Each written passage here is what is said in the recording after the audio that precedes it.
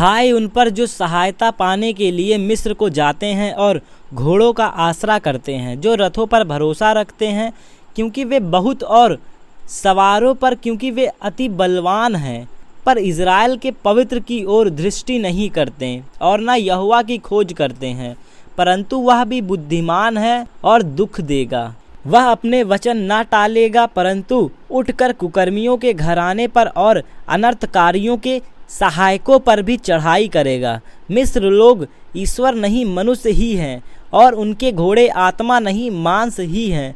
जब यहोवा हाथ बढ़ाएगा तब सहायता करने वालों और सहायता चाहने वालों दोनों ठोकर खाकर गिरेंगे, और वे सब के सब एक संग नष्ट हो जाएंगे। फिर यहोवा ने मुझसे यूं कहा, जिस प्रकार सिंह या जवान सिंह जब अपने आहेर पर गुर्राता हो और चरवाहे इकट्ठा होकर उसके विरुद्ध बड़ी भीड़ लगाएं, तो भी वह अनमोल बोल न घबराएगा और न उनके कुल्हाल के कारण दबेगा, उसी प्रकार सेनाओं का यहोवा सिय्योन पर्वत और यरूशलेम की पहाड़ी पर युद्ध करने को उतरेगा। पंख फैलाए हुए चिड़ियों के समान सेनाओं का यहोवा यरूशलेम की रक्षा करेगा। वह उसकी रक्षा करने और उसका बिन छुए ही उद्धार करेगा। हे इज़राइलियों, जिसके विरुद्ध तुमने भारी बलवा किया है, उसी की ओर फिरो। उस समय तुम लोग सोना चांदी की अपनी अपनी मूर्तियों से, जिन्हें तुम बनाकर पापी हो गए हो, घृणा करोगे। तब असूर उस तलवार से गिराया जाएगा जो मनुष्य की नहीं, वह उस तलवार का कौर हो जाएगा जो आदमी की नहीं, और वह तलवार के सामने से भागेगा और उसके जवान बेगार में पकड़े जाएंगे। वह भय के मारे अपने सुंदर भवन से जाता रहेगा, और उसके हाकिम घबराहट के कारण ध्वजा त्याग कर भाग जाएंगे। यहोवा जिसकी अग्नि सिय्योन में और जिसका भट्टा यरूशलेम में है, उसी की यह वाणी है। देखो, एक राजा धर्म से राज करेगा और राजकुमार न्याय से हुकूमत करेंगे। हर एक मानो आंधी से छिपने का स्थान और बिछौने से आड़ होगा, या निर्जल देश में जल के झरने, वे तप्त भूमि से बड़ी चट्टान की छाया। उस समय देखने वालों की आंखें धुंधली ना होंगी और सुनने वालों के कान लगे रहेंगे। उतावले के मन ज्ञान की बातें समझेंगे और तुतलाने वालों की जीभ फुर्ती से और साफ बोलेंगी। मूढ़ फिर उधार ना कहलाएगा और कंजूस दानी कहा जाएगा, क्योंकि मूढ़ तो मूढ़ता ही की बातें बोलता और मन में अनर्थ की गढ़ता रहता है, कि वह अधर्म के काम करे और यहोवा के विरुद्ध झूठ कहे। भूखे को भूखा ही रहने दे और प्यासे का जल रोके रख। छली की चालें बुरी होती हैं, वह दुष्टी युक्तियां निकालता कि दरिद्रों को भी झूठी बातों में लूटे, जबकि वे ठीक और नम्रता से बोले। परंतु उदार मनुष्य उदारता की युक्तियां निकालता है, वह उदारता में स्थिर भी रहेगा। हे सुखी स्त्रियों, उठकर मेरी सुनो। हे निश्चित पुत्रियों, मेरे वचनों की ओर कान लगाओ। हे निश्चिंत स्त्रियों, वर्ष भर से कुछ ही अधिक समय में तुम विकल हो जाओगी, क्योंकि तोड़ने को दाखें ना होंगी और ना किसी भांति के फल लहराएंगे। हे सुखी स्त्रियां, थरथराओ। हे निश्चिंत स्त्रियों, विकल हो। अपने अपने वस्त्र उतार कर अपनी अपनी कमर में टाट कसो। वे मनोहर खेतों और फलवंत दाख लताओं के लिए छाती पीटेंगी। मेरी लोगों के वरन प्रसन्न नगर के सब हर्ष भरे घरों में भी भांति भांति के कटीले पेड़ उपजेंगे, क्योंकि राजभवन त्यागा जाएगा, कुल्हाल से भरा नगर सुनसान हो जाएगा, और पहाड़ी और उन पर के पहरुओं के घर सदा के लिए मादे और जंगली गधों का विहार स्थान और घरेलू पशुओं की चराई उस समय तक बने रहेंगे, जब तक आत्मा ऊपर से हम पर उंडेला न जाए और जंगल फलदायक बारी न बने और फलदायक बारी फिर वन न गिनी जाए। तब उस जंगल में न्याय बसेगा और उस फलदायक बारी में अधर्म रहेगा। और धर्म का फल शांति और उसका परिणाम सदा का चैन और निश्चिंत रहना होगा। मेरे लोग शांति के स्थान में निश्चिंत रहेंगे और विश्राम के स्थानों में सुख से रहेंगे। वन के विनाश के समय ओले गिरेंगे और नगर पूरी रीति से चौखट हो जाएगा। क्या ही धन्य हो तुम जो सब जलाशयों के पास बीज बोते और बैलों और गधों को स्वतंत्र चराते हो। हाय तुझ नाश करने वाले पर जो नाश नहीं किया गया था, हाय तुझ विश्वासघाती पर जिसके साथ विश्वासघात नहीं किया गया। जब तू नाश कर चुके तब तू नाश किया जाएगा, और जब तू विश्वासघात कर चुके तब तेरे साथ विश्वासघात किया जाएगा। हे यहोवा, हम लोग पर अनुग्रह कर, हम तेरी ही बाट जोहते हैं। भोर को तू उनका भुजबल, संकट के समय हमारा उद्धार करता ठहर। हुल्लड़ सुनते ही देश देश के लोग भाग गए। तेरे उठने पर अन्य जातियां तितिर बितिर हुई। जैसे टिड्डियां चट करती हैं वैसे ही तुम्हारी लूट चट की जाएगी, और जैसे टिड्डियां टूट पड़ती हैं वैसे ही वे उस पर टूट पड़ेंगे। यहोवा महान हुआ है, वह ऊंचे पर रहता है। उसने सियोन को न्याय धर्म से परिपूर्ण किया, और उद्धार बुद्धि और ज्ञान की बहुतायत तेरे दिनों का उद्धार होंगी। यहोवा का भय उसका धन होगा। देखो उसके सूरवीर बाहर चिल्ला रहे हैं, संधि के दूत बिलक बिलक कर रो रहे हैं। राजमार्ग सुनसान पड़े हैं, उन पर यात्री अब नहीं चलते। उनसे वाचा को टाल दिया, नगरों को तुच्छ जाना। उसने मनुष्य को कुछ ना समझा। पृथ्वी विलाप करती और मुरझा गई है। लबानोन कुम्हला गया और उस पर सियाही छा गई है। शरोन मरुभूमि के समान हो गया है। बशान और करमेल में पतझड़ हो रहा है। यहोवा कहता है, अब मैं उठूँगा, मैं अपना प्रताप दिखाऊंगा, अब मैं महान ठहरूंगा। तुम में सूखी घास का गर्भ ठहरेगा, तुमसे भूमि उत्पन्न होगी। तुम्हारी सांस आग है जो तुम्हें भस्म करेगी। देश देश के लोग फूके हुए चूने के समान हो जाएंगे और कटे हुए कटीले पेड़ों के समान आग में जलाए जाएंगे। हे दूर दूर के लोगों, सुनो कि मैं क्या किया है, और तुम भी जो निकट हो मेरा पराक्रम जान लो। सियोन के पापी थरथरा गए हैं, भक्तहीनों को कपकपी लगी है। हम में से कौन प्रचंड आग में रह सकता है? हम में से कौन उस आग में बना रह सकता है जो कभी ना बुझेगी? जो धर्म से चलता और सीधी बातें बोलता, जो अंधेर के लाभ से घृणा करता है, जो घूस नहीं लेता, जो खून की बात सुनते से कान बंद करता और बुराई देखने से आंखें मूंद लेता है, वही ऊंचे स्थान में निवास करेगा। वह चट्टानों के गढ़ों के शरण लिए हुए ठहरेगा। उसको रोटी मिलेगी और पानी भी घटी कभी ना होगी। तू अपनी आँखों से राजा को उसकी शोभा सहित देखेगा और लंबे चौड़े देश पर दृष्टि करेगा। तू भय के दिनों को स्मरण करेगा। लेखा लेने वाला और कर तौल कर लेने वाला कहाँ रहा? गुम्मटों का गिनने वाला कहाँ रहा? जिनकी कठिन भाषा तू नहीं समझता और जिनकी लड़खड़ाती जीभ की बात तू नहीं बूझ सकता, और निर्दयी लोगों को तू फिर न देखेगा। हमारे पर्व के नगर सियोन पर दृष्टि कर। तू अपनी आँखों से यरूशलेम को देखेगा। वह विश्राम का स्थान और ऐसे तंबू हैं जो कभी गिराया नहीं जाएगा, जिसकी कोई खूंटा कभी उखाड़ ना जाएगा और ना कोई रस्सी कभी टूटेगी।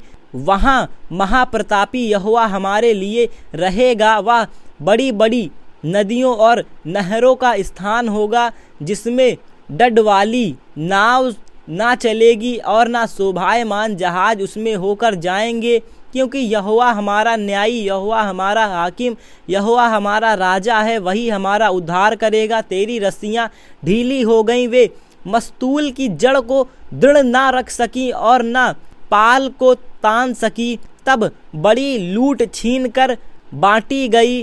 लंगड़े लोग भी लूट के भागे हुए कोई निवासी ना कहेगा कि मैं रोगी हूँ, और जो लोग उसमें बसेंगे उनका अधर्म क्षमा किया जाएगा। हे जाति जाति के लोगों, सुनने के लिए निकट आओ, और हे राज राज के लोगों, ध्यान से सुनो। पृथ्वी भी और जो कुछ उसमें है, जगत और जो कुछ उसमें उत्पन्न होता है, सब सुनो। यहोवा सब जातियों पर क्रोध कर रहा है और उनकी सारी सेना पर उसकी जलजलाहट भड़की हुई है। उसने उनका सत्यानाश होने और संहार होने को छोड़ दिया है।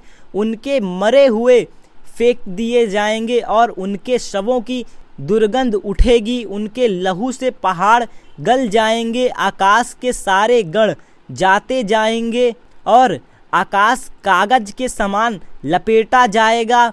जैसे दाख लता या अंजीर के वृक्ष के पत्ते मुरझाकर गिर जाते हैं, वैसे ही उनके सारे गण धुंधले होकर जाते रहेंगे, क्योंकि मेरी तलवार आकाश में पीकर तृप्त हुई है। देखो, वह न्याय करने को एदोम पर और जिन पर मेरा शाप है उन पर पड़ेगी। यहोवा की तलवार लहू से भर गई है। वह चर्बी से और भेड़ों के बच्चों और बकरों के लहू से और मेढ़ों के गुर्दों की चर्बी से तृप्त हुई है, क्योंकि बोस्त्रा नगर में यहोवा का एक यज्ञ एदोम देश में बड़ा संहार हुआ है। उनके संग जंगली सांड और बछड़े और बैल वध होंगे, और उनकी भूमि लहू से भीग जाएगी और वहाँ की मिट्टी चर्बी से अघा जाएगी, क्योंकि पलटा लेने को यहोवा का एक दिन और सियोन का मुकदमा चुकाने का एक वर्ष नियुक्त है। और एदोम की नदियाँ राल में और उनकी मिट्टी गंधक में बदल जाएंगी। उसकी भूमि जलती हुई राल बन जाएगी। वह रात दिन ना बुझेगी। उसका धुआं सदैव उठता रहेगा। युग युग वह उजाड़ पड़ा रहेगा। कोई उसमें से होकर कभी ना चलेगा। उसमें धनेश पक्षी और सारी पाए जाएंगे, और वह उल्लू और कौवे का बसेरा होगा। वह उस पर गड़बड़ की डोरी और सुनसानी का साउल तानेगा। वहाँ ना तो रईस होंगे और ना ऐसे होगा को जो राज करने को ठहराएगा। उसके सब हकीमों का अंत होगा। उसके महलों में कटीले पेड़, गढ़ों में बिच्छू पौधे और झाड़ उगेंगे। वह गिद्धों का वास स्थान और शुतुरमुर्गों का आंगन हो जाएगा। वहाँ निर्जल देश के जंतु सियारों के संग मिलकर बसेंगे और रुआर जंतु एक दूसरे को बुलाएंगे।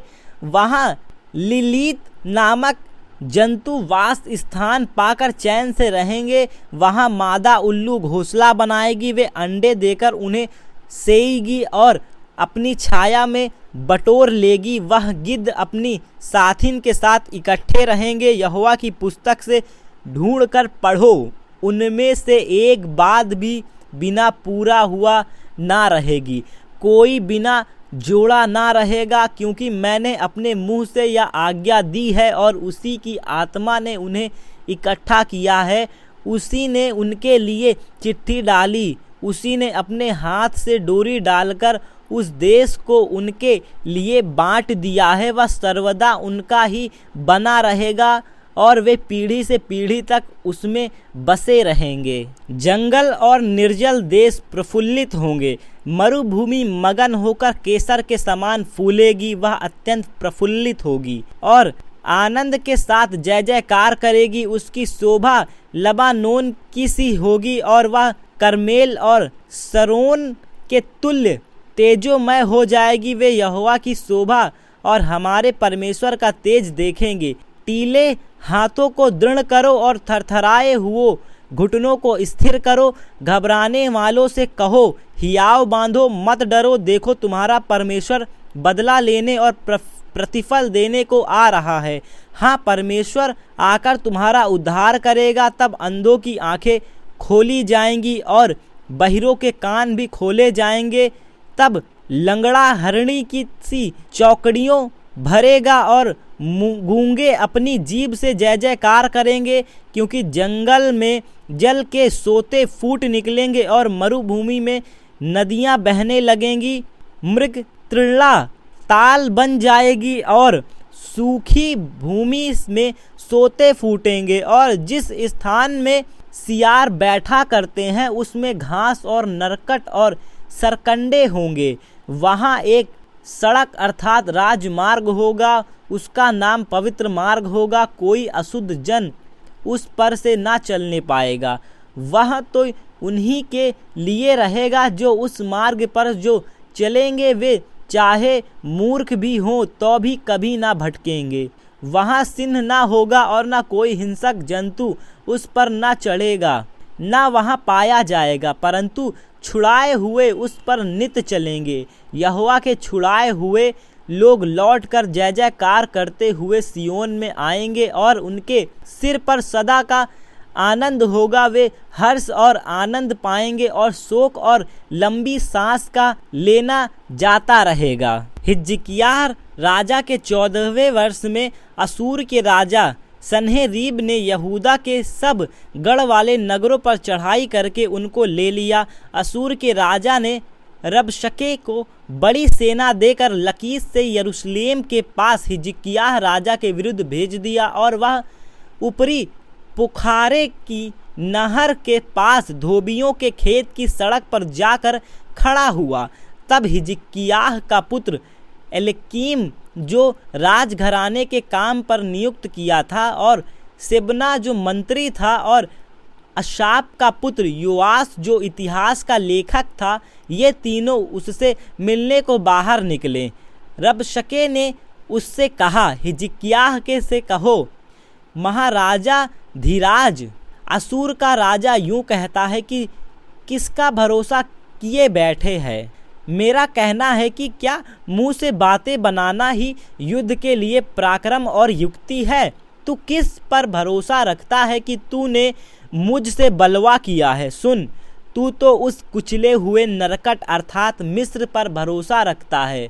उस पर यदि कोई टेक लगाए तो वह उसके हाथ में चुभकर छेद कर देगा। मिस्र का राजा फिरौन उन सब के साथ ऐसे ही करता है जो उस पर भरोसा रखते हैं। यदि तू मुझसे कहे कि हमारा भरोसा अपने परमेश्वर यहोवा पर है, तो क्या वह वही नहीं जिसके ऊंचे स्थानों और वेदियों को ढाकर हिजकिय्याह ने यहूदा और यरूशलेम के लोगों से कहा कि तुम इस वेदी के सामने दंडवत किया करो। इसलिए अब मेरे स्वामी असूर के राजा के साथ वाचा बांध, तब मैं तुझे 2000 घोड़े दूंगा। यदि तू उन पर सवार चढ़ सके, फिर तू रथों और सवारों के लिए मिस्र पर भरोसा रख कर मेरे स्वामी के छोटे से छोटे कर्मचारियों को भी कैसा हरा सकेगा? क्या मैंने यहोवा के बिना कहे इस नगर को उजाड़ने के लिए चढ़ाई की है? यहोवा ने मुझसे कहा है, उस देश पर चढ़ाई करके उसे उजाड़ दे। तब एल्याकीम, सिबना और योआह ने रबशके से कहा, अपने दासों से अरामी भाषा से बात कर, क्योंकि उससे समझते हैं। हमसे यहूदी भाषा में शहर पनाह पर बैठे हुए लोगों के सुनते बातें कर। रबशके ने कहा, क्या मेरे स्वामी ने मुझे तेरे स्वामी ही के या तुम्हारे ही पास से ये बातें कहने को भेजा है? क्या उसने मुझे उन लोगों के पास नहीं भेजा कि जो शहर पनाह पर बैठे हैं, जिन्हें तुम्हारे संग अपनी विष्ठा खाना और अपना मूत्र पीना पड़ेगा? तब रबशके ने खड़े होकर यहूदी भाषा में ऊंचे शब्द से कहा, महाराजा धीराज, असूर के राजा की बातें सुनो। राजा यूं कहता है, हिजकिय्याह तुमको धोखा ना दे, क्योंकि वह तुम्हें बचा ना सकेगा। ऐसा ना हो कि हिजकिय्याह तुमसे यह कहकर यहोवा का भरोसा दिलाने पाए कि यहोवा निश्चय हमको बचाएगा, कि यह नगर असूर के राजा के वश में ना पड़ेगा। हिजकिय्याह की मत सुनो। असूर का राजा कहता है, भेंट भेजकर मुझे प्रसन्न करो और मेरे पास निकल आओ, तब तुम अपनी अपनी दाखलता और अंजीर के वृक्ष के फल खा पाओगे और अपने अपने कुंडों का पानी पिया करोगे, जब तक मैं आकर तुमको ऐसे देश में ना ले जाऊं जो तुम्हारे देश के समान अनाज और नए दाख मधु का देश और रोटी और दाख की बारियां का देश है। ऐसा ना हो कि हिजकिय्याह यह कहकर तुमको बहकाए कि यहोवा हमको बचाएगा। क्या और जातियां के देवताओं ने अपने अपने देश को असूर के राजा के हाथ से बचाया है? हमात और अपर्दा के देवता कहाँ रहें? सपवैम के देवता कहाँ रहें? क्या उन्होंने सोमरोन को मेरे हाथ से बचाया है? देश देश के सब देवताओं में से ऐसा कौन है जिसने अपने देश को मेरे हाथ से बचाया हो? फिर क्या यहोवा यरूशलेम को मेरे हाथ से बचाएगा? परंतु वे चुप रहे और उसके उत्तर में एक बात भी न कही, क्योंकि राजा की ऐसी आज्ञा थी कि उनको उत्तर न देना। तब हिजकिय्याह का पुत्र एलयाकीम जो राजघराने के काम पर नियुक्त था, वह शेबना जो मंत्री था, और अशाम का पुत्र योआश जो इतिहास का लेखक था, उन्होंने हिजकिय्याह के पास वस्त्र फाड़े हुए जाकर रबशके की बातें कह सुनाई।